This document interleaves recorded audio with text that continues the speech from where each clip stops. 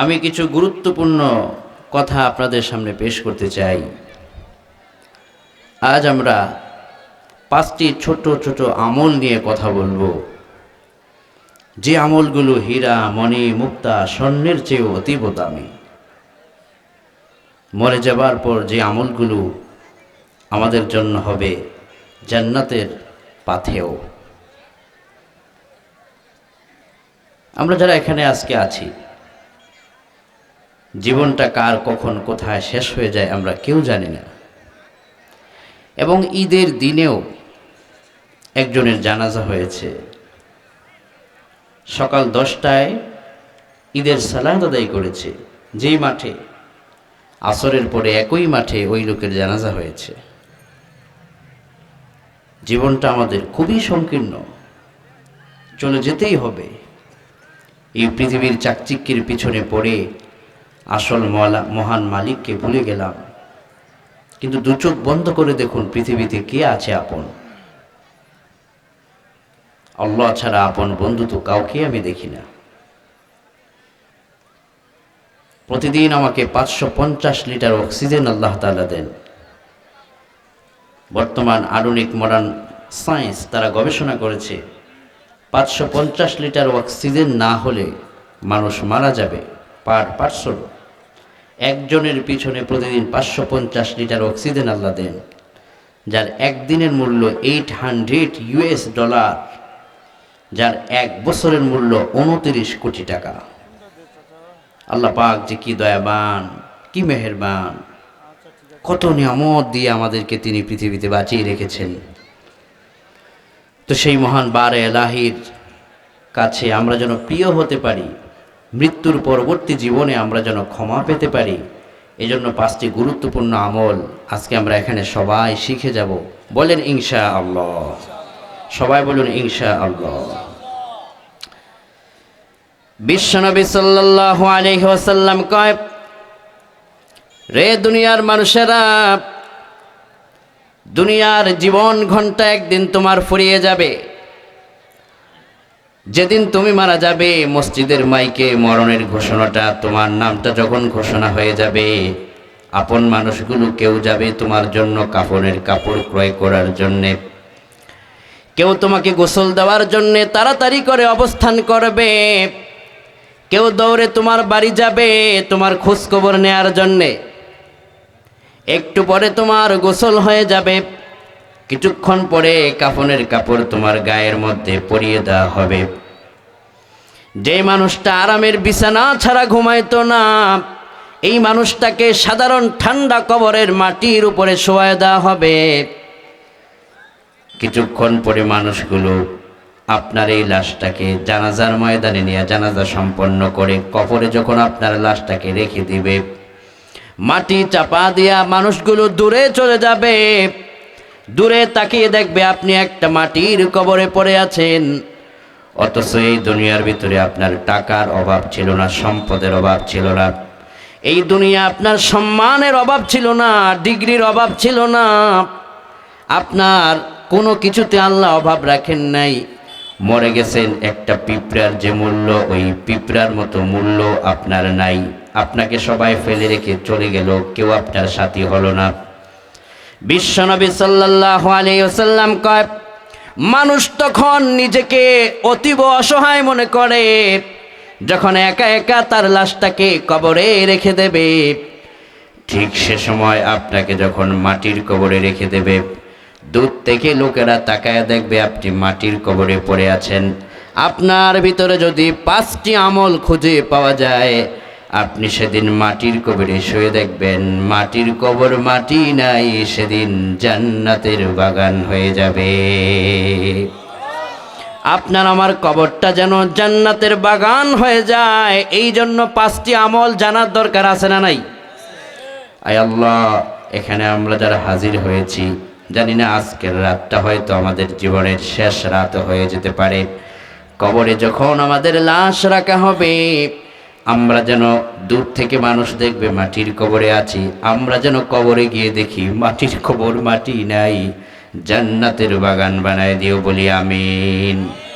এর জন্য আমল লাগবে 5টি। বলেন কয়টা আমল? সবাই শুনতেছি তো আমরা ইনশাআল্লাহ। 1 নম্বর আমল হলো প্রতিদিন রাতে সূরাতুল মুলকের তিলাওয়াত করব, বলেন ইনশাআল্লাহ। কোন সূরা? সূরাতুল মুলক।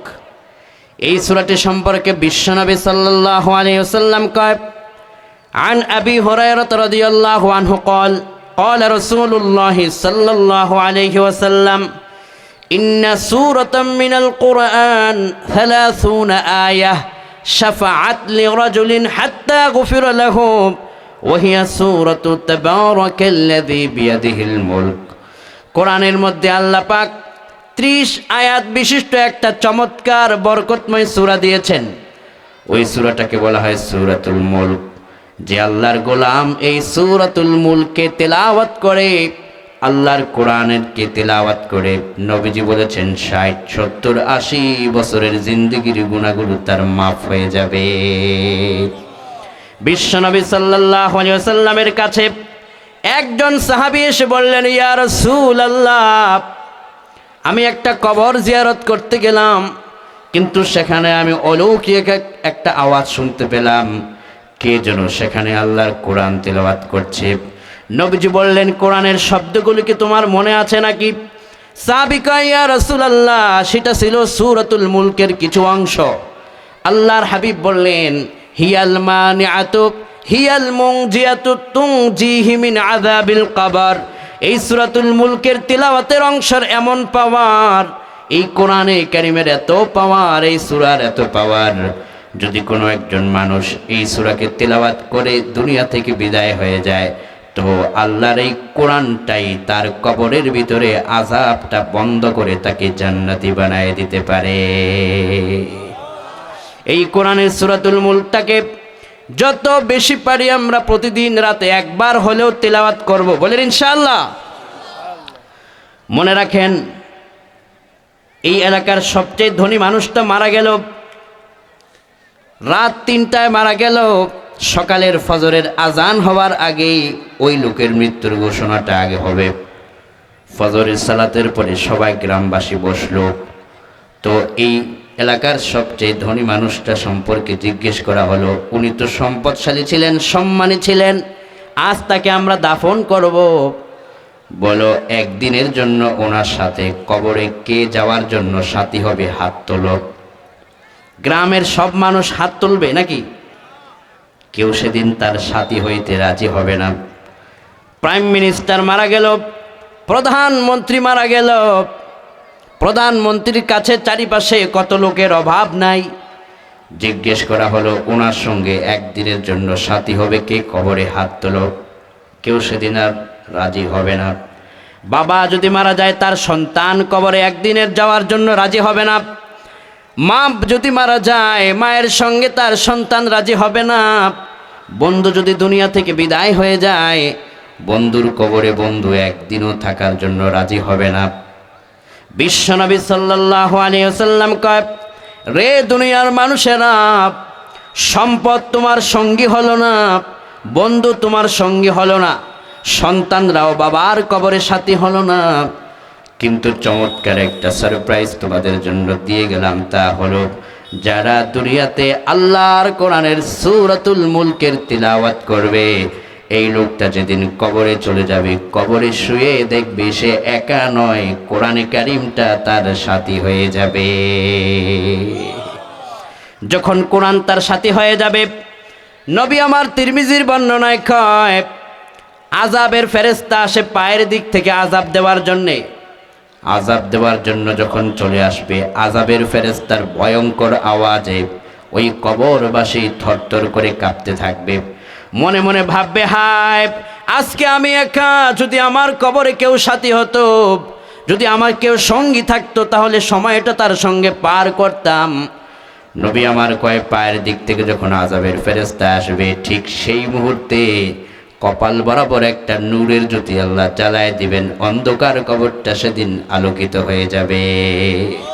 ওই অন্ধকার কবর যখন আলোকিত হয়ে যাবে, লোকটার মনের ভিতরে সাহস জন্মাবে, আর ভয় আস্তে আস্তে দূর হতে থাকবে। আযাবের ফেরেশতা যখন আযাব দেওয়া শুরু করবে, সেই নূরের জ্যোতির আওয়াজ খুলে যাবে, সে বলবে, ও আল্লাহর আযাবের ফেরেশতারা, তাকে আযাব দিও না, যতক্ষণ আমি তার কবরে থাকব ততক্ষণ তাকে আযাব দেওয়া যাবে না, যাবে না, যাবে না। আল্লাহু আকবার। আযাবের ফেরেশতা জিজ্ঞেস করবে, তুমি কে, তোমার কি পরিচয়? আযাব দেওয়ার পারমিশন তো আসমানের মালিক আল্লাহর কাছ থেকে নিয়ে এসেছি, তুমি আবার আযাবের ভিতরে কেন তুমি বাধা প্রদান করছো? তখন ওই নূরের জ্যোতি বলবে, আমি সাধারণ কেউ নই, আমি আল্লাহর কালাম সূরাতুল মুলক। এই আল্লাহর গোলাম যত ব্যস্ত ছিল, যত রকমের দুনিয়াবি ব্যস্ততার থাকার পরেও মোহাব্বতের সাথে আল্লাহর কালামের এই সূরাতুল মুলুকটাকে তেলাওয়াত করেছে। এই জন্য আজকে সে মারা যাবার পরেও আমি সূরাতুল মুলুক তার কবরের ভিতরে সাথী হয়ে গেলাম। আল্লাহর হাবিব বলেছেন, এই সূরাতুল মুলকটা যখন সাথী হয়ে যাবে, হিয়াল মানিআতু হিয়াল মুনজিয়াতু তুনজিহি মিন আযাবিল কবর, এই সূরাতুল মুলকের কারণে তোমার ভয়ঙ্কর আযাবটা আমার আল্লাহ পাক বন্ধ করে দিবে। কোন সুবহানাল্লাহ। এজন্য আমি অনুরোধ করব সবাইকে, এই সূরাতুল মুলকটা আসুন আমরা শিখি। এখানে মাদ্রাসা, ছেলেরা যেমন কোরআন শিখে, মেয়েদেরও তেমন কোরআন শেখার দরকার আছে না নাই? বরং পুরুষদের তুলনায় মেয়েদের কোরআন শেখার আরো বেশি দায়িত্ব, বেশি গুরুত্ব। এই কারণে একজন মা যদি আল্লাহওয়ালা হয়ে যায়, একজন মা যদি আল্লাহর গোলামে পরিণত হয়ে যায়, পুরো পরিবারটাকে সে ইসলামের পথে পরিচালনা করতে পারে, ঠিক কিনা কোন? একজন মা যদি নামাজি হয়ে যায়, তার পুরো এলাকার প্রতিটি মহিলাদেরকে সে নামাজের জন্য আহ্বান করতে পারে। ওই ইমাম বুখারী রাহিমাহুল্লাহর একটা কথা আমার মনে পড়ে গেল। সহিহ বুখারী, আবু আব্দুল্লাহ মুহাম্মদ ইবনে ইসমাইল আল বুখারী আল জুফি রাহিমাহুল বারির সহিহ বুখারীর মুকদ্দমার ভিতরে মুসান্নিফ লেখে, ইমাম বুখারীর বয়স যখন কিশোর অবস্থায়, তিনি তখন অন্ধ হয়ে গেলেন। অন্ধ হয়ে গেলেন, দুই চোখ দিয়ে তিনি দেখেন না। কিন্তু বুখারীর মায়ের ইচ্ছা হলো এই সন্তানটা যেন বড় আলেম হয়, ইসলামের জন্য যেন বড় ভূমিকা রাখতে পারে। মায়ের খুব আশা।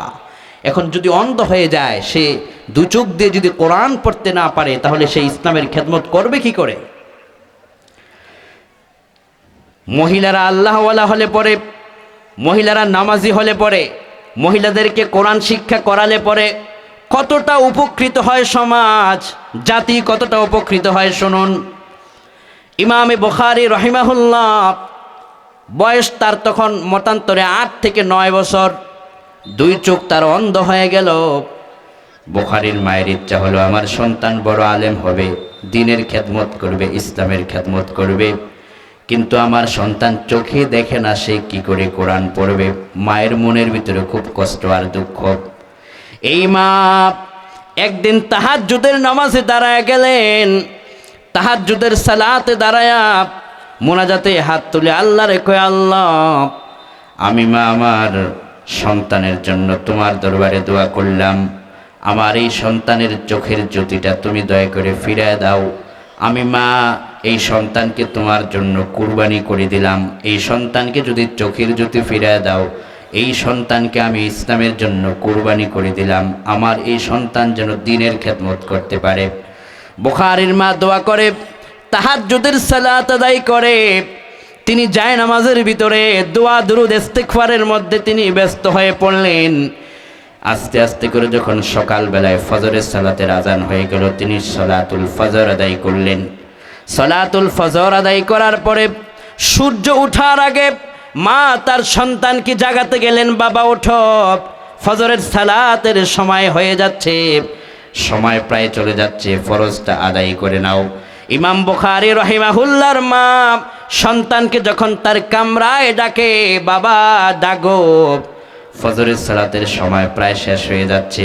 বুখারী বলেন, আমি সেদিন সর্বপ্রথম আমার মা যখন আমাকে ডাকে, ডাকার পরে সাথে সাথে যখন ঘুম থেকে চোখ মেলি, সর্বপ্রথম দেখি আমার এই দুই চোখের গ্লানি যা আছে সব দূর হয়ে নতুন করে একটা চক্ষু আল্লাহ আমাকে দান করে দিয়েছে। ইমাম বুখারী নিজের চোখে দেখতে পেলেন। মা অবাক হয়ে গেলেন, রাতের গভীরে দোয়া করলাম, সকালবেলায় আমার সন্তানের চোখের দৃষ্টি ফিরে এলো। বুখারীকে জিজ্ঞেস করা হলো, বাবা মুহাম্মদ, বলো তুমি এই রকম করে চোখের জ্যোতি ফিরে পেলে কিভাবে? ইমাম বুখারী রাহিমাহুল্লাহ কয়, রাতের গভীরে যখন আমি ঘুমিয়ে পড়লাম, ঘুমের ভিতরে গভীর রজনীতে কে যেন আমার কামরার ভিতরে আসলো আর মাথায় হাত বুলালো, হাত বুলিয়ে আমার জন্য দোয়া করলো। এরপরে তিনি চলে গেলেন, আমার চোখের উপরে এইভাবে করে মাসাজ করে চলে গেলেন। সাথে সাথে আমার দুই চোখের আলো আমি ফিরিয়ে পেলাম। মা যদি আল্লাহওয়ালা হয়ে যায়, মা যদি নামাজি তাহাজ্জুদ গুজারিনী হয়ে যায়, ওই মায়ের দোয়া বিফল হয় না। এই জন্যে এলাকার ভিতরে যত মায়েরা আছেন, সন্তানদেরকে, আপনার সন্তান যে হোক, ছেলে হোক মেয়ে হোক, উভয় জনকেই আল্লাহর কোরআন পড়ানোর জন্য এখন থেকেই প্রতিজ্ঞাবদ্ধ হন, ইনশাআল্লাহ বলেন। সবাই বলেন ইনশাআল্লাহ। মহিলাদেরও কোরআন শিখা লাগবে, পুরুষদেরও কোরআন শিখা লাগবে, সবার জন্যেই আল্লাহর কোরআন লাগবে, ঠিক কিনা কোন? বিশ্বনবী সাল্লাল্লাহু আলাইহি ওয়াসাল্লাম কয়, শোনো তাহলে এই সূরাতুল মুলক, এটাকে যখন তোমরা বেশি করে তেলাওয়াতের অভ্যাস করে নেবা, শুধুমাত্র তোমাদের কবরের ভিতরে সাথী হবে না, যারা আল্লাহর এই কোরআনকে ভালোবাসে, কিয়ামতের দিন তাদের জন্য পুরস্কার আছে না নাই? এখানে আপনারা যারা এসেছেন, একদম হৃদয়ের গভীর থেকে বলুন, কার ভালোবাসায় এসেছেন? আল্লাহর ভালোবাসায়। আলহামদুলিল্লাহ পড়েন, আলহামদুলিল্লাহ। এখানের 1 সেকেন্ড সময়ের যে কি মূল্য, আপনার সারা জিন্দেগির গুনাহটা এখানে বসার 1 সেকেন্ডেই মাফ হয়ে যেতে পারে। আল্লাহু আকবার। বুখারী জিলসানের বর্ণনা, নবী আমার কয়, যারা কয়েক সেকেন্ড কোরআনের মাহফিলে সময়টা দিল, তাদেরকে জানায় দাও, লাগাদওয়াতুন ফি সাবিলিল্লাহি আও রাওহাতুন খায়রুম মিনাদ দুনিয়া ওয়া মা ফিহা। কেউ যদি দিনের কিছু অংশ অথবা রাতের কিছু অংশ আল্লাহর জন্য, দিনের জন্য, ইসলামের জন্য দিয়ে দেয়, ওই কয়েক সেকেন্ড সময় যদি এক পাল্লায় দেয়া হয়, তামাম দুনিয়া যদি অপর পাল্লায় দেয়া হয়, তাহলে বান্দার আল্লাহর রাস্তায় 1 সেকেন্ড সময়ের মূল্যটা তামাম পৃথিবী থেকে বেশি ভারী হয়ে যাবে। পৃথিবী পরিমাণ যত ন্যাক হবে, আপনার আমলনামায় প্রতি সেকেন্ডে সেই পরিমাণ ন্যাক দিয়ে দিতে পারেন যিনি, তিনি কে? এখানে যতক্ষণ বসে আছি, প্রত্যেকটা শ্বাস নিঃশ্বাসে সওয়াব দিয়ে দিবেন যিনি, তিনি কে? এজন্য এখন থেকে যতদিন বেঁচে থাকবো সূরাতুল মুলকের আমল করবো তো ইনশাআল্লাহ। আল্লাহ তুমি আমাদেরকে তৌফিক দিও, বলি আমিন। আমল বলছিলাম কয়টা? 5টা। সবাইকে বলুন, কয়টা বলছিলাম? 5টা। 1 নম্বর সূরাতুল মুলক, মনে থাকবে ইনশাআল্লাহ। দয়া করে এই আমলটা আমরা করব। 2 নম্বর, যতই ব্যস্ত থাকি, যতই পেরেশানগ্রস্ত থাকি, 5 ওয়াক্ত সালাত এখন থেকে আর কেউ ছাড়বো না ইনশাআল্লাহ বলেন। পায়ে ধরে বলি, সালাতের ইহতিমাম অবশ্যই করতে হবে। মুসলমান আমাদের অনেকের সালাত ছুটে যায়, ব্যস্ততার ভিতরে ছুটে যায়, কিন্তু এই সালাত যে আপনার জীবনের জান্নাতে যাওয়ার ফাউন্ডেশন তৈরি করে, এই সালাত যে আপনার চরিত্রকে সুন্দর করে, এই সালাত যে আপনার সবচাইতে বড় অর্জন, এই সালাত যে আপনার জন্য রবের সঙ্গে দৃঢ় সম্পর্ক করার বড় বিগ মেসেজ। আমরা যেন এখন থেকে 5 ওয়াক্ত সালাত ইনশাআল্লাহ পড়ব, আর ছাড়বো না ইনশাআল্লাহ। সবাই বলুন তো ইনশাআল্লাহ।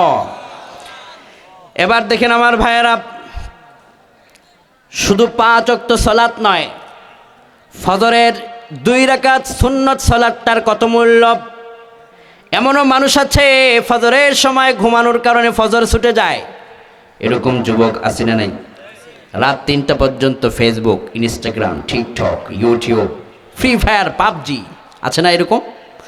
এগুলোর করতে গিয়ে রাত 3টা বেজে যায়, ঘুমাতে গেলে পরে ফজরের সময় জাগতে পারে না। রে যুবক, আজকে আমি তোমাকে এই জায়গা থেকে বলে যাই, যদি এখন থেকে ফজরের সময় জাগতে পারো, ফজরের 2 রাকাত নামাজের কত মূল্য তুমি জেনে নাও। বিশ্বনবী বললেন, মান সাল্লা রাকাতাল ফজর খায়রুম মিনাদ দুনিয়া ওয়া মা ফিহা।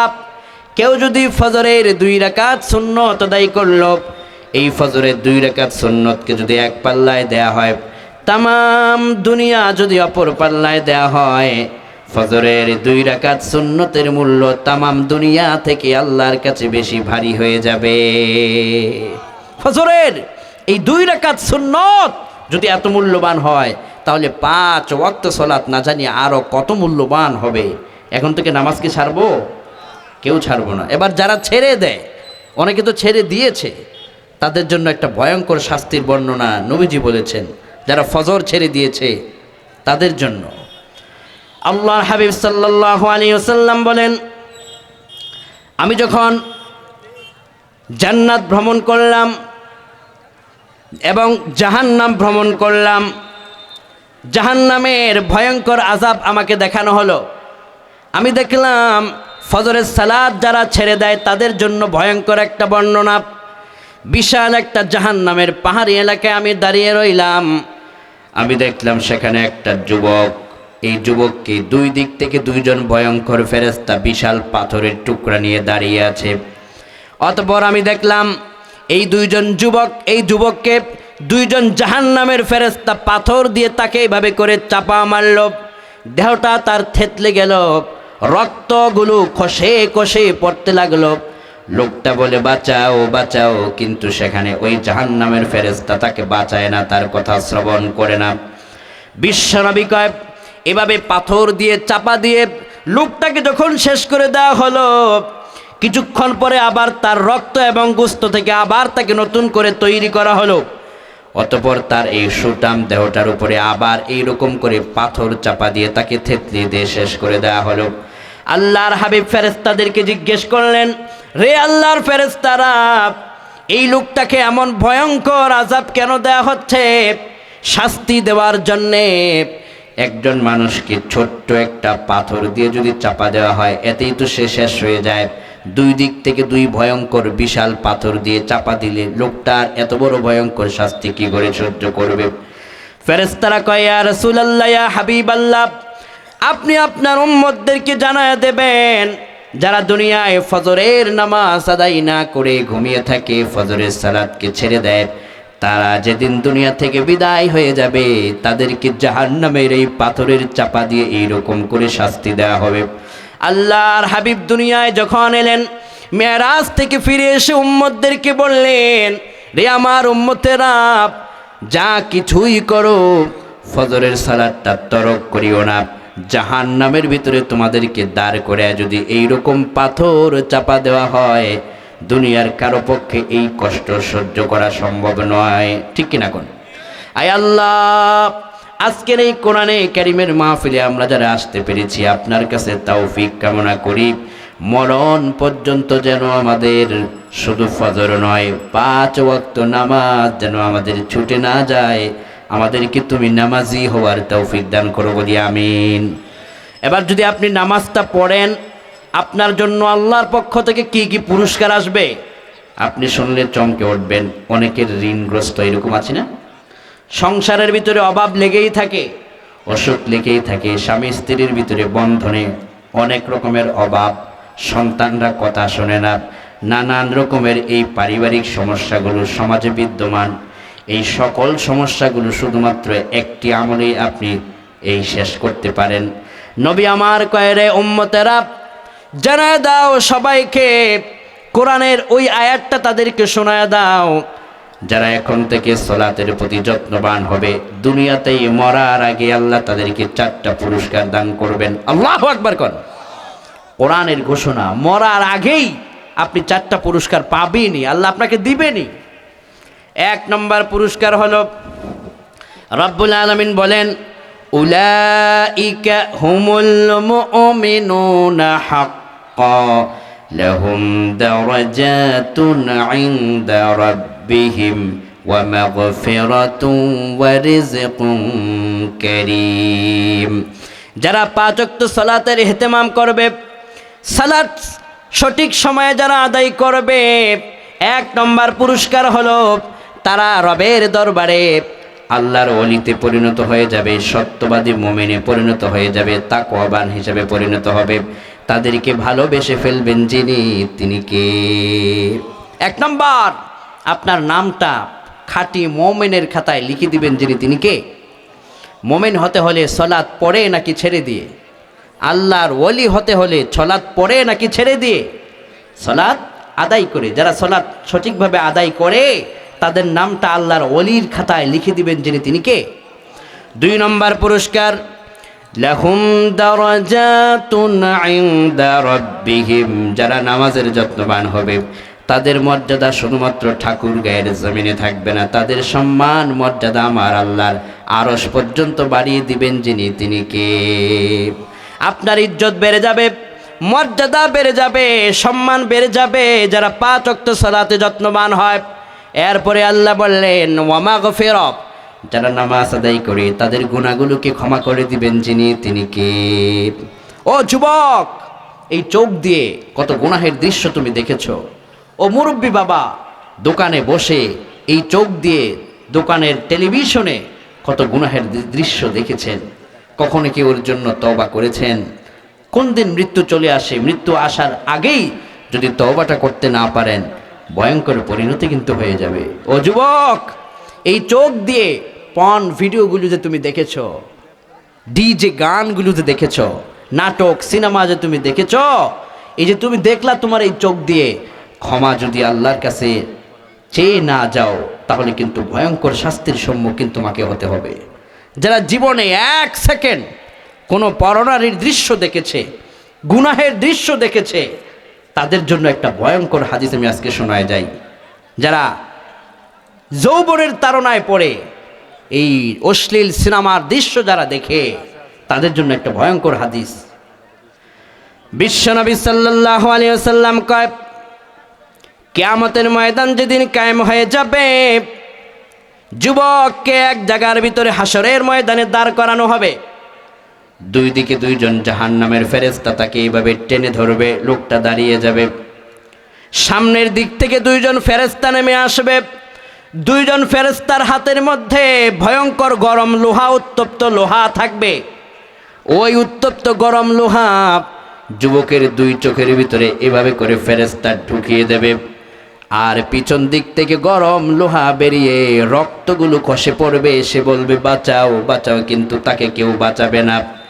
আল্লাহর হাবিব সাল্লাল্লাহু আলাইহি ওয়াসাল্লাম কয়, রে উম্মতেরা, যেই চোখটা দিয়া গুনাহের দৃশ্য দেখে দুনিয়ার ভিতরে আনন্দ করলাম, এই চোখকে যখন ভয়ঙ্কর উত্তপ্ত গরম লোহা যখন ঢুকিয়ে দিয়ে তোমাকে শাস্তি দেওয়া হবে, বলো তুমি এই শাস্তি কি করে সহ্য করবে? দুনিয়ার সামান্য সময়ে যদি চোখের মধ্যে ছোট্ট একটা পোকা পড়ে, ওই পোকাটাই পড়ার পরে আমাদের সহ্য হয় না, পানি ছিটে মারি পোকাটাকে বের করার জন্য আমরা পেরেশানগ্রস্ত হয়ে যাই। আর জাহান্নামের ভয়ঙ্কর গরম লোহা যখন চোখের ভিতরে ঢুকিয়ে দেওয়া হবে, সেদিন আমরা এই ভয়ঙ্কর শাস্তি কি করে সহ্য করব? সাহাবায়ে কেরাম একথা শোনার পরে কান্নায় ভেঙে পড়লেন। বললেন, ও গো প্রাণের নবীজি, কেউ যদি ভুলে দেখে ফেলে তাহলে তার এই চোখের এই ভয়ঙ্কর আযাব থেকে বাঁচার রাস্তাটা যদি আপনি বলে দিতেন।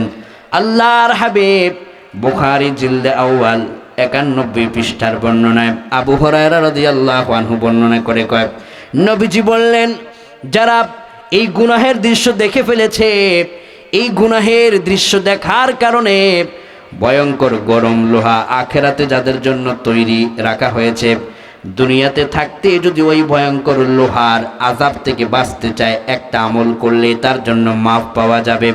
আর তা হচ্ছে রাজুলুন যাকারাল্লাহ খালিয়ান ফাফাদাত আইনা, যেই চোখ দিয়ে আপনি গুনাহের দৃশ্য দেখলেন, রাতের গভীরে যখন ঘুম থেকে জেগে আল্লাহর কাছে রবকে স্মরণ করে, আল্লাহকে স্মরণ করে চোখ দিয়ে যখন 2 ফোঁটা চোখের পানি ফেলে দিবেন, আপনার চোখ দিয়ে আল্লাহর ভয়ে যখন চোখের পানি ঝরে পড়বে, চোখের পানি পড়ার সাথে সাথে চোখে দেখা গুনাহগুলো ঝরে ঝরে পড়ে যাবে।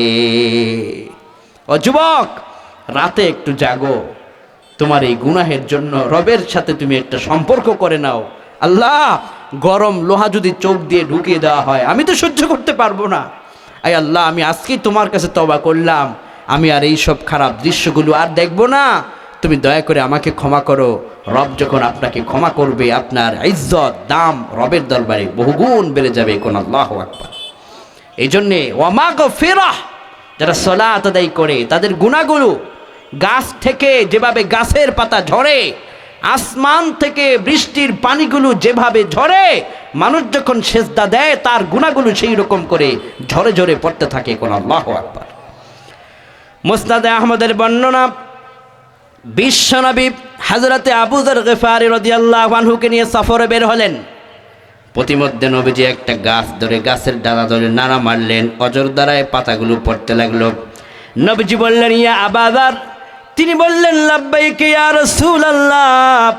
ওগো প্রাণের নবীজি, আমি আপনার দরবারে হাজির। নবীজি বললেন, আবু যর, এই যে গাছের ডালা ধরে নাড়া মারলাম, তুমি কি দেখেছো? জি ইয়া দেখেছি। পাতাগুলো যে ঝরে ঝরে পড়েছে, তাও কি তুমি দেখেছো? জি ইয়া রাসূলুল্লাহ দেখেছি। ও আবু যর, আমার উম্মতদেরকে জানায় দাও যে ফজরে মসজিদে যায়, জোহরে মসজিদে যায়, আসরে মসজিদে যায়, এশা মাগরিবে যারা ঘন ঘন মসজিদে যায় তাদেরকে জানায় দাও, এই গাছের ডালা ধরে নাড়া মারার কারণে পাতাগুলো যেই রকম করে ঝরে ঝরে পড়ল, উম্মত যদি নামাজের দিকে যায় গাছের পাতার মতো তার দেহের গুনাহগুলো ঝরে ঝরে পড়ে যাবে। উম্মত, ফজরে ঘুমিয়ে থাইকো না। ফজরের সময় মানুষ কি করে ঘুমায়?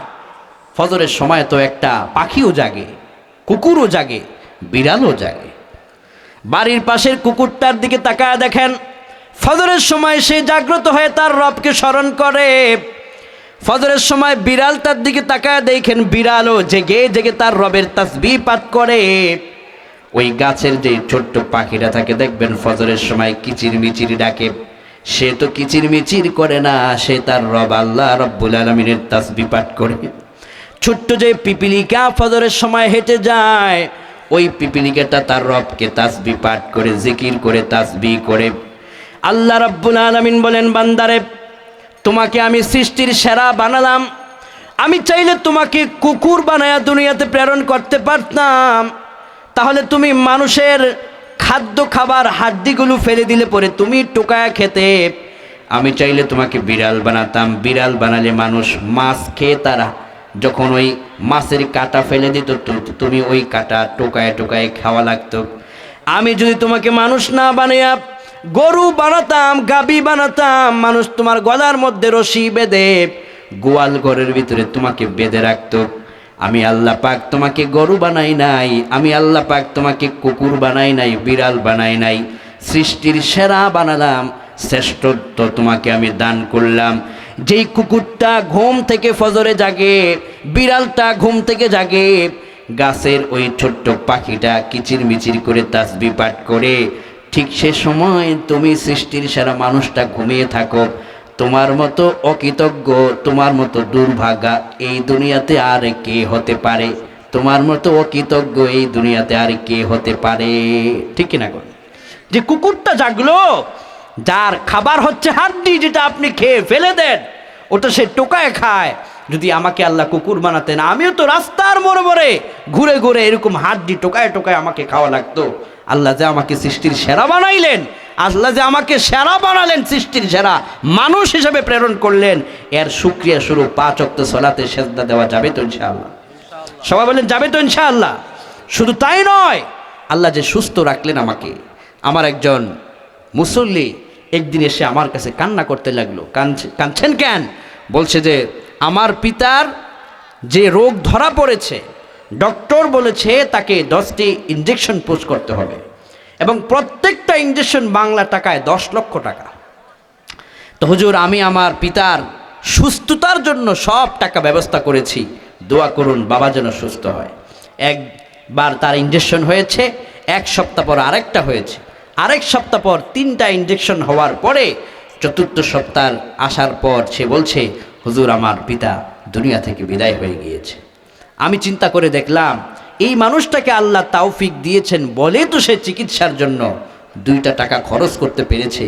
এমনও তো মানুষ আছে না পা কিনে খাওয়ার টাকাও তার কাছে নাই। আল্লাহ যদি আপনাকে ওই লোকটাকে যেই রোগটা দিয়েছেন, যার একটা ইঞ্জেকশন 10 লক্ষ টাকা, যার 10 টাকা নাই, তাকে যদি আল্লাহ এই রোগটা দিতেন, তাহলে এই লোকটার কি উপায় হতো? আমাকে যদি আল্লাহ এই রোগটা দিতেন, কি উপায় হতো? ওই যে কদিন আগে ওই যে রাজবাড়ির ফেরিঘাটের বাস পানিতে ডুবে যারা দুনিয়া থেকে বিদায় হলো, আল্লাহ যদি চাইতেন, কোনো অবস্থাতে আল্লাহ যদি চাইতেন যে ওই দিকে আমার একটা সফর হয়ে যেত, আমি যদি সেই বাসের ভিতরে থাকতাম, ওই বিপদ যদি আল্লাহ আমাকে দিতেন, কে ছিল রক্ষা করার? আমি যে এখন বেঁচে আছি, এটা তো আমার আল্লাহর বড় দয়া। আমি যে এখন সুস্থ আছি, এটা তো আমার রবের বড় দয়া।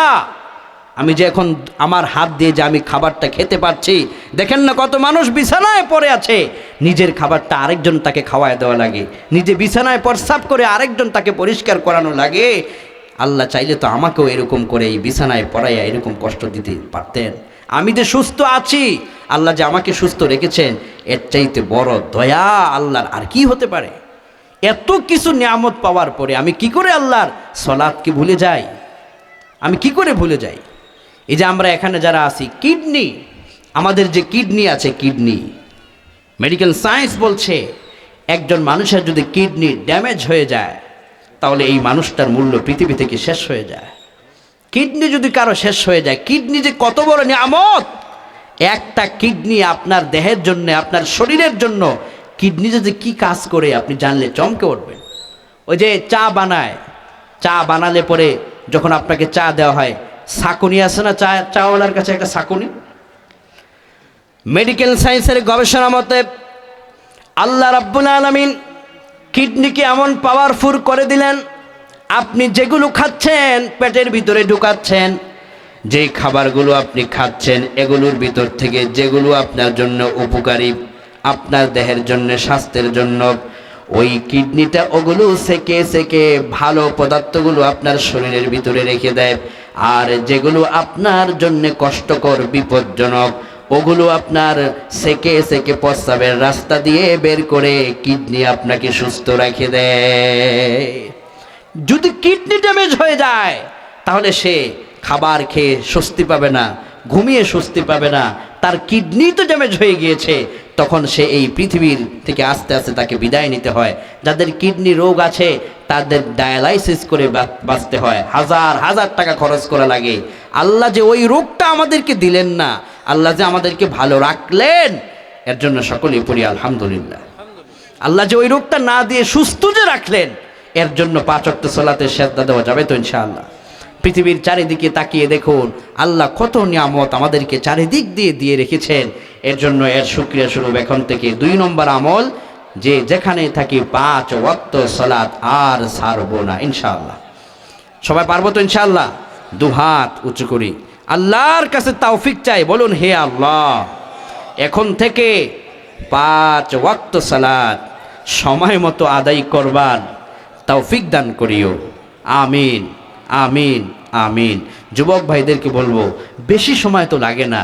ফজরের সময় আপনার বেশি হলে 10 মিনিট লাগবে, জোহরের সময় বেশি হলে আপনার 15 মিনিট লাগবে, আসরের সময় বেশি হলে আপনার 10 মিনিট লাগবে, মাগরিবে বেশি হলে 10 মিনিট, এশায় বেশি হলে আপনার 15 মিনিট। এভাবেই তো আপনার সময়টা, দৈনিক 1 ঘন্টা আল্লাহকে নামাজের জন্য দেই, বাকি সময়টা আপনি আপনার নিজের কাজে করেন। এই জন্য এখন থেকে 5 ওয়াক্ত সালাত যেন আর না ছুটে, বলেন ইনশাআল্লাহ। 3 নম্বর আমল, কবরকে জান্নাতময় করবার জন্যে 5টি আমলের ভিতরে 2টা আমল গেল। 3 নম্বর আমল হলো, প্রতিদিন এমন একটা ছোট্ট আমল রয়েছে, যে আমলটা করলে মরার পরে জান্নাতটা আল্লাহ আপনার নামে বরাদ্দ দিয়ে দিবেন। কোন আল্লাহু আকবার। যদি আপনার নামে জান্নাত বরাদ্দ হয়, এর চাইতে সৌভাগ্য আর কি হতে পারে? আমরা এই আমলটা করব তো ইনশাআল্লাহ। ছোট্ট একটা আমল, মনে রাখবেন এবং আমলটা করবেন। বিশ্বনবী মসজিদে নববীর মিম্বার শরীফে বসা। এই মসজিদে নববীর মিম্বারে সামনে দিয়ে একজন সাহাবী মসজিদ দিয়ে হেঁটে গেলেন। নবীজি বললেন, ওয়াজাবাত, তার জন্যে নির্ধারিত হয়ে গেছে। এভাবে করে 3 বার বললেন। সাহাবাই কেরাম বললেন, ওগো প্রাণের নবীজি, তার জন্য কি নির্ধারিত হয়েছে? নবীজি বললেন, ওয়াজাবাত লাহুল জান্নাহ, আমার সামনে দিয়ে মসজিদে নববীতে যে হেঁটে গিয়েছেন, তার জন্য আল্লাহর জান্নাতটা ওয়াজিব হয়ে গিয়েছে। সাহাবাই কেরাম অবাক হয়ে বললেন, ওগো প্রাণের নবীজি, লোকটা হেঁটে গেল আর জান্নাত ওয়াজিব হয়ে গেল, কি এমন আমলের বরকতে তার জন্য জান্নাতটা ওয়াজিব হয়ে গেল? আর আপনার পবিত্র জবান দিয়ে তার এই সুসংবাদটা প্রদান করলেন। আল্লাহর হাবিব বললেন, জিবরিল আমাকে জানিয়েছে।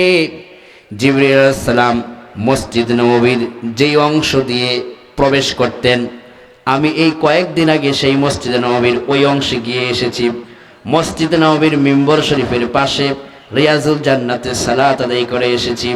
সেই জায়গাটা এমন একটা শান্তিময় জায়গা, এমন একটা রহমতময় জায়গা, পাপিষ্ট লোকও যদি রিয়াজুল জান্নার ভিতরে যায়, চোখ বেয়ে বেয়ে অজর দ্বারায় পানি পড়ে, পাহাড় পরিমাণ গুনাহ নিয়েও যদি কেউ মসজিদে নববীতে প্রবেশ করে, চোখ বেয়ে বেয়ে তার পানির ফোঁটা পড়ে যায়, মসজিদে নববী থেকে বের হবার আগে তার পাহাড় পরিমাণ গুনাহ মাফ করে দেন যিনি, তিনি কে?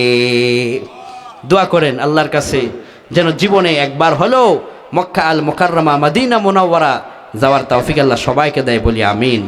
যারা যেতে পারেননি আল্লাহ যেন তাদেরকে তৌফিক দেয় দ্রুত, আর যারা গিয়েছেন তাদেরকে যেন বারবার বহুবার যাওয়ার তৌফিক দেয়, আমিন পড়ি।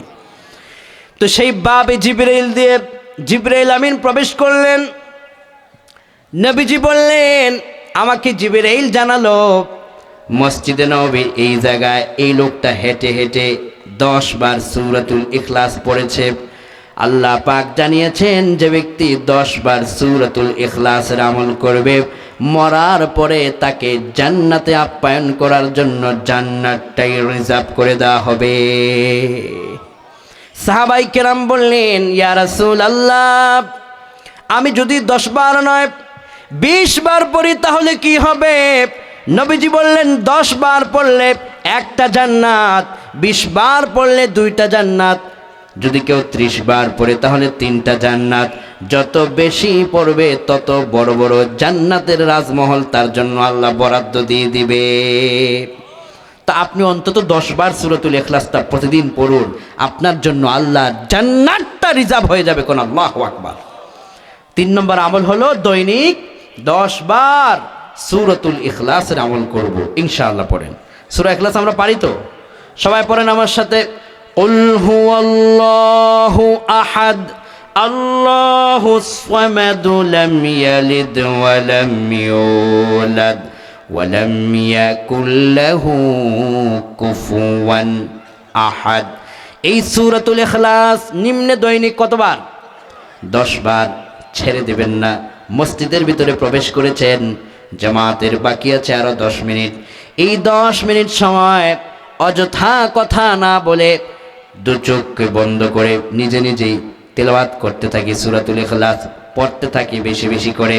এই সূরাতুল ইখলাসটা ছোট হতে পারে, কিন্তু এর মর্ম রবের দরবারে কত বেশি জানলে আপনি চমকে উঠবেন। বিশ্বনবী একটি মসজিদ নির্মাণ করেছিলেন, তার নাম হচ্ছে মসজিদ আল কোবা। বলেন কি মসজিদ? কোবা। কোবা মসজিদ। কোবা মসজিদে গিয়েছেন কেউ? এখানে আছেন কেউ? হ্যাঁ, মাশাআল্লাহ মাশাআল্লাহ, হাজী সাহেব গিয়েছেন। কোবা মসজিদ নববী থেকে খুব কাছে। নবীজি নিজ হাতে এই মসজিদকে নির্মাণ করেছেন এবং নবীজি বলেছেন, যে মসজিদে কোবায় 2 রাকাত নামাজ পড়বে তাকে পূর্ণ একটা উমরা করার সওয়াব আল্লাহ সাথে সাথে দান করে দিবে। ওই কোবা মসজিদের ইমাম ছিল একজন সাহাবী। তিনি বেশি বেশি করে সূরাতুল ইখলাস পড়তেন সালাতের ইমামতির মধ্যে। সাহাবায়ে কেরাম এই কোবা মসজিদে নামাজ আদায় করার পরে বিশ্বনবীর দরবারে বললেন, ইয়া রাসূলুল্লাহ, ইয়া হাবিবাল্লাহ, একজন ইমাম দিলেন। এই ইমাম বেশি বেশি করে সূরাতুল ইখলাস দিয়ে আমাদেরকে নামাজ পড়ায়। ওগো ইয়া রাসূলুল্লাহ, যদি অন্য সূরা পড়তো তাহলে হয়তো আমাদের আরো শুনতে ভালো লাগতো। নবীজি নিজে মসজিদে প্রবেশ করলেন, ইমামকে জিজ্ঞেস করলেন, রে ইমাম, তোমাকে তো আমি কোরআনের আরো অন্য অন্য আয়াতগুলোকে তেলাওয়াত করে শিখিয়েছি, তো তুমি সূরাতুল ইখলাস নাকি বেশি পড়ো? তোমার মুসল্লিরাই আমাকে জানিয়েছে। তো ইমাম বললেন, ইয়া রাসূলুল্লাহ, ইয়া হাবিবাল্লাহ, যেই মসজিদটা আপনি নিজ হাতে বানিয়েছেন, যেই মসজিদকে আল্লাহ পাক নিজে কোরআনে বলেছেন এটা একটা তাকওয়ার মসজিদ, এই মসজিদটার ইমাম আমাকে বানিয়ে আপনি আমাকে জীবন ধন্য করেছেন। তো আমি এখানে যখন সালাতের ইমামতিতে দাঁড়ায় যাই, আমার বেশি রবের কথা স্মরণ হয়। আমি আমার আল্লাহকে ভালোবেসে সূরাতুল ইখলাসটাকে আমল করি এই কারণে যে এই সূরাতুল ইখলাসের ভিতরে আমার আল্লাহর একটা পূর্ণাঙ্গ পরিচয় দেয়া হয়েছে। এই জন্য আমি আমার আল্লাহর সম্মানে সূরাতুল ইখলাসটাকে ভালোবাসি। তাই আমি কোরআনের এই সূরাকে ভালোবেসে তেলাওয়াত বেশি পরিমাণে করি। নবীজি বললেন, তেলাওয়াত বন্ধ করে দিও না, তুমি তোমার এই ভালোবাসা অব্যাহত রাখো। সূরাতুল ইখলাসকে ভালোবাসার কারণে আল্লাহ পাক তো তোমাকে ভালোবেসেছেন, আর বিনিময়ে তোমার জন্য জান্নাতটা ওয়াজিব করে দিয়েছেন। সূরাটা ছোট হতে পারে, কিন্তু এই সূরার মর্তবা মর্যাদা রবের দরবারে অনেক বেশি। যারা আমরা পারি 10 বার করে পড়ব, যারা পারি না শিখে নিব ইনশাআল্লাহ। পড়েন, আল্লাহ যেন আমাদেরকে নেক আমলের তৌফিক দেয়, পড়ুন আমিন। 4 নম্বর গুরুত্বপূর্ণ আমল হলো দৈনিক নিম্নে 10 বার প্রিয় নবীর উপরে দুরূদ পাঠ করবেন সাল্লাল্লাহু আলাইহি ওয়াসাল্লাম। পারেন তো? এটা সবাই পারেন? এটা এই ছোট্ট দুরূদ শরীফটা আমরা পারি না? এটা ছোট হতে পারে, কিন্তু মর্তবা কত বেশি। মুসনাদে আহমদে নবীজি বলেছেন, মান সাল্লা আলা মুহাম্মদ, হৃদয়ের গভীর থেকে যে বিশ্ব নবীর উপরে দুরূদ পড়ল, আল্লাহর হাবিবের উপরে দুরূদ পড়ল, ওয়াজাবাত, বিশ্ব নবী কয় তার জন্য নির্দিষ্ট হয়ে যাবে, নির্ধারিত হয়ে যাবে। ও উম্মত, কিয়ামতের ময়দান যেদিন কায়েম হয়ে যাবে, হাল্লাত লাকুম শাফাআতি ইয়াউমাল কিয়ামা, তার জন্য জান্নাতটা তো ওয়াজিব হবেই। আর আমি নবী দুরূদ পড়ার কারণে তাকে সুপারিশ করে আল্লাহর জান্নাতের ভিতরে ঢুকায় দেব।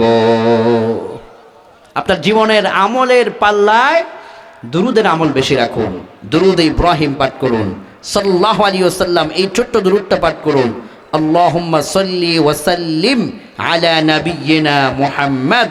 এটা আপনি পাঠ করুন, যেটা আপনার কাছে সহজ হয় আপনি পড়তে থাকুন, তাহলে আপনার মর্তবা এত বেড়ে যাবে।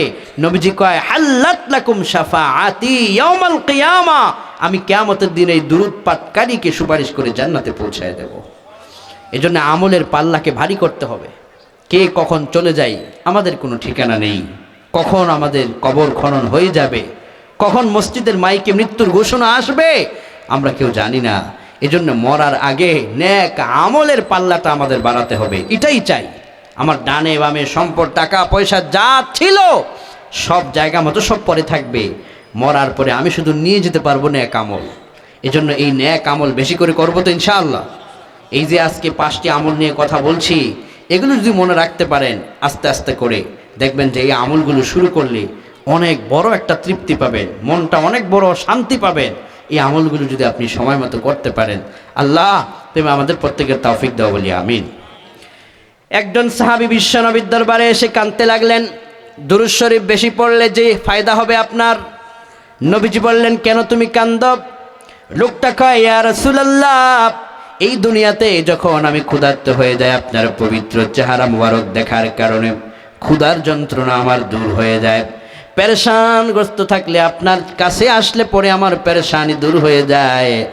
আমার মনের ভিতরের একটা চাহিদা হলো, যেদিন মরে যাব আখেরাতে যেন আপনার কাছাকাছি জান্নাতটাও আমি পাই, এটা আমি কামনা করি। আল্লাহর হাবিব বললেন, আউলান নাসি বি ইয়াউমাল কিয়ামাহ আকসারুহুম আলাইয়া সালাতান, জানিয়ে দাও এই পৃথিবীতে যার দুরূদের সংখ্যা পরিমাণ যত বেশি হয়ে যাবে, কিয়ামতের দিন ওই দুরূদ পাঠকারী আমি নবীর তত কাছাকাছির জান্নাতের মেহমান হয়ে যাবে।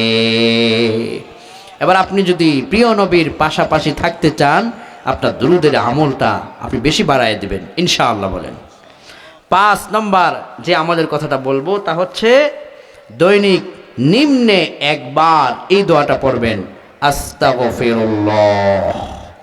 বলেন সবাই, আস্তাগফিরুল্লাহ। আল্লাহ, আমি আমার গুনাহের জন্য আপনার কাছে ক্ষমা চাই। জীবনে অনেক গুনাহ হয়েছে, যেই গুনাহের ক্ষমাও আপনি চান নাই, মনে নাই, যেই গুনাহের তওবা আপনি এখনো করেন নাই, আপনার স্মরণ নাই। নবীজির কোনো গুনাহ ছিল? সবাই বলুন, নবীজির কোনো গুনাহ ছিল?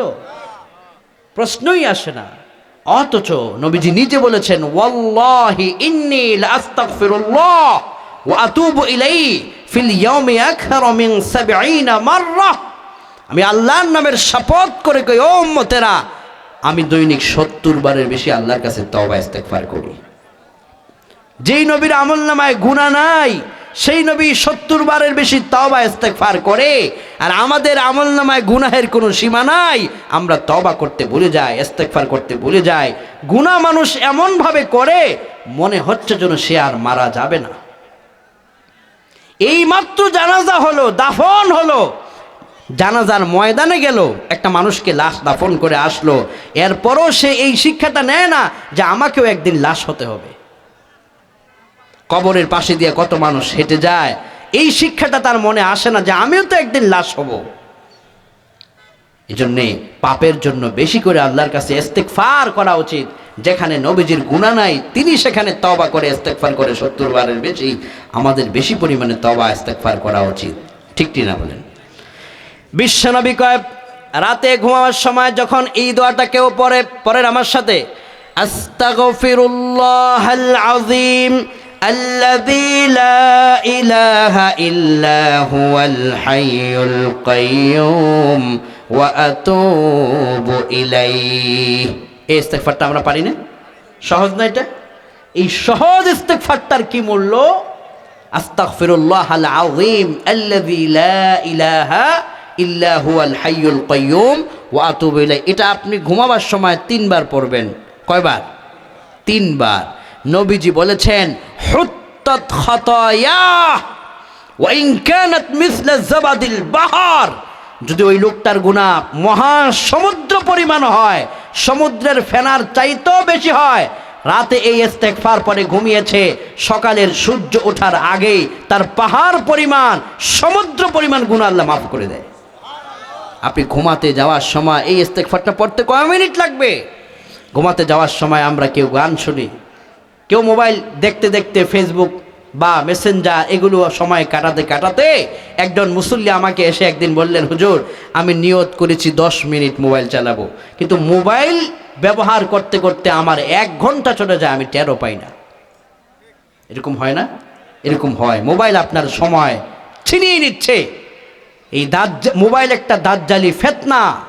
এই ফিতনা আপনাকে গ্রাস করছে, আপনার মূল্যবান সময়কে নষ্ট করে দিচ্ছে। সে যতটুকুন দরকার আপনার কথা বলার জন্য, পার্সোনাল সোশ্যাল মিডিয়া জন্য যতটুকুন দরকার আপনি করবেন, কিন্তু ইহার কারণে তো আপনি আখিরাতকে শূন্য করতে পারেন না। আপনার ঘুমানোর সময় মোবাইল নয়, ঘুমানোর সময় কিছু সুন্নাহ আমল আছে। আপনি একবার সূরাতুল কাফিরুন পড়ুন। নবীজি বলেছেন যে সূরাতুল কাফিরুন পড়ে ঘুমাবে, মরার আগে সে মুশরিক হয়ে মরবে না, জান্নাতি হয়ে সে মারা যাবে। সূরাতুল কাফিরুন ঘুমাবার সময় যে একবার পড়বে, এরপরে আপনি সূরাতুল ফাতিহা একবার, সূরাতুল ইখলাস, সূরাতুল ফালাক, সূরাতুন নাস 3 বার করে পড়ে হাতে ফু দিয়ে তারপরে মুখ হাত মাসাহা করে আপনি ঘুমাতে যান। সারা রাত আপনার এই বডিটা, দেহটা একটা এমন আরাম হবে, এই আরামের কারণে আপনার ঘুমটার মধ্যে বরকত নিয়ামত দিয়ে পূর্ণতা দিবেন যিনি, তিনি কে?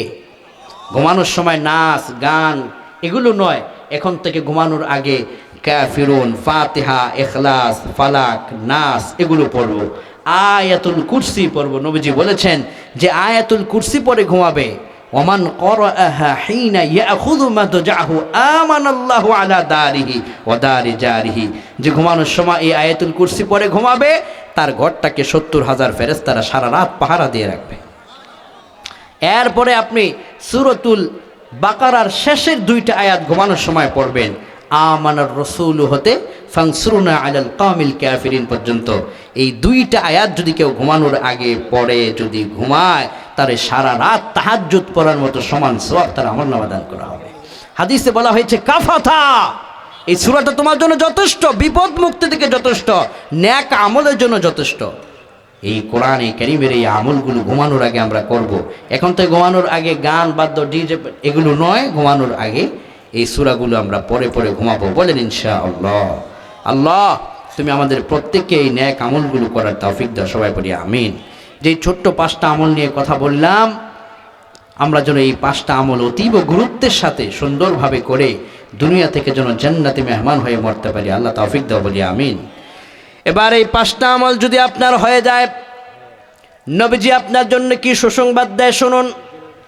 তাদখুলুল জান্নাতা বিসালাম, যেদিন আপনি মরে যাবেন লাশকে আপনার কবরে রাখা হবে, দূর থেকে মানুষ দেখবে মাটির কবরে পড়ে আছেন। এই 5টা আমল থাকার কারণে আপনি কবরে শুয়ে দেখবেন মাটির কবর, মাটি নাই, জান্নাতের রাজমহল হয়ে যাবে। যতই কষ্ট হোক এই 5টি আমল আমরা ছাড়বো না, বলেন ইনশাআল্লাহ। সবাই দুহাত উঁচু করুন, বলেন হে আল্লাহ আমাদের সবাইকে এই নেক আমলগুলো করার তৌফিক দান করিও, বলেন আমিন। আমি এখনই দোয়ার দিকে যাচ্ছি। আকাশ যে অবস্থা ছিল গতদিন এবং আজকে ফজরের সময় মেঘাচ্ছন্ন পরিবেশ, মনে হচ্ছিল প্রোগ্রাম করা যাবে না। শুনেছি এখানেও নাকি প্রচণ্ড বৃষ্টি হয়েছিল। এরপরেও যে আল্লাহ পাক একটা প্রোগ্রামের পরিবেশ তৈরি করে দিয়েছেন, এটা বার এলাহির বড় দয়া। আজকে আমরা এখানে যারা বসেছি, আল্লাহ যেন এই বসাটার বিনিময়ে পিছনের জিন্দিগির গুণাগুলো সব মাফ করে দেয় এবং সামনের জিন্দিগিতে যেন এই নেক আমলগুলো করে আমরা প্রত্যেকেই আল্লাহর প্রিয় বান্দাদের কাতারে শামিল হতে পারি। আল্লাহ তৌফিক দাও, বলি আমিন। আমি মুসাফির, আমি আপনাদেরকে নিয়ে দোয়া করব। দোয়ার আগে আমি আপনাদের কাছে একটা ছোট্ট আহ্বান রাখবো। এখানে শুনেছি একটা দারুত তাকওয়া বালিকা মাদ্রাসা আছে। মাদ্রাসায় আপনি আপনার মেয়েদেরকে দিয়ে, সন্তানদেরকে দিয়ে মাদ্রাসাকে সহযোগিতা করবেন ইনশাআল্লাহ। বলে আপনার ঘরের একটা আপনার কন্যা, আপনার রাজকন্যা যদি কোরআনে হাফেজা হয়, এর চাইতে সৌভাগ্য আর আপনার আর কিছুই হতে পারে না। আপনার ঘরের ভিতরে আপনার কন্যাটা যদি কোরআনে হাফেজা হয়, এর চেয়ে সৌভাগ্য আর কিছুই হতে পারে না। আপনার কন্যাকে কোরআনে হাফেজা বানাবার জন্যে এই দারুত তাকওয়াতে আপনি দিন। আল্লাহ যেন আমাদের প্রত্যেককে মাদ্রাসার সঙ্গে সুসম্পর্ক রাখার তৌফিক দেয়। সবাই বলুন আমিন। একটুখানি জিকির করুন, লা ইলাহা। কালেকশন কি করতে হবে? কালেকশন করতে হবে। মানুষের তো আগ্রহ কম। হ্যাঁ অক্সিজেন তো হ্যাঁ হ্যাঁ হ্যাঁ। এজন্য লোকও কম। আর ওই পেজা আমার মেয়েও হচ্ছে আচ্ছা আচ্ছা, টুপি করা নিয়ে আসেন ওদেরকে, ওই ফারুক দোয়া করে দেবো। হ্যাঁ, স্টেজ আর এমনিতে কোনো কালেকশনের দরকার নেই না? প্রয়োজন নেই। আচ্ছা ঠিক আছে, তাহলে যাদেরকে টুপি দিবে এদেরকে দ্রুত হ্যাঁ, আসতে বলে বলে। দেন যারা আছে, আমাদের লোকজন ওইদিকে আছে। আপনারা সবাই আমার সাথে দোয়া করে একসাথে আমরা বিদায় নেব ইনশাআল্লাহ। বলেন সব শেষ যার ভালো তার, ইনশাআল্লাহ। ওইখানকার আর যারা এখানে 4 জন হাফেজা হয়েছে, এই হাফেজাদের অভিভাবকদেরকে সম্মানী টুপি পরিয়ে সম্মান জানানো হবে। ওনাদের সবাইকে স্টেজে আসার জন্য আহ্বান করা হচ্ছে। এসছে সবাই, এই সামনে চলে আসেন, সামনে আসেন আসেন আসেন। আসলে উপরে ওঠা।